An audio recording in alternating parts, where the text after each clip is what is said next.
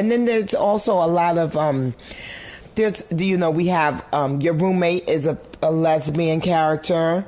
You have of course you have Tyson, the young black kid who gets caught up in a horrible trap of poverty and a vicious cycle. We have his cousin. Now with everything that's going on around George Floyd and around just even though Kamala Harris now being the vice presidential candidate, there's so much dynamics that are going on in the world. How do you think that will shape season 3 for you?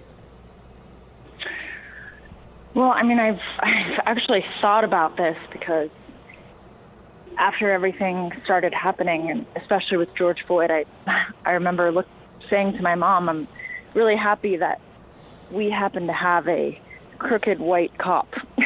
Yeah. I just thought of it. I'm like, wow, this is something we started 2 years ago, but yet it's relevant. I mean, here's a guy who takes advantage of someone and is crooked and is not trustworthy and is taking advantage of the system. And so I was happy that we had that. I also was happy that my Murphy's parents there's a biracial couple there, and I was happy to see that too. I mean, I'm happy to see that Darnell, who's assumed to be a stereotypical, black thug, turns out to have a heart of gold and to be a good guy, and to have if anything, I mean, Keston, who is an incredible actor, he made a comment just the other day about, out of all the characters on our show, Darnell has the most stable and most adult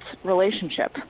And so you have all these other characters, white, Hispanic, whatever, and yet your black thug is the most mature, is the most loyal, has the most consistent, stable, mature relationship. And so I'm happy that we hit some of these things before any of this even blew up. And that's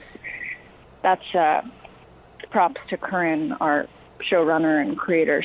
She thinks about all of this stuff.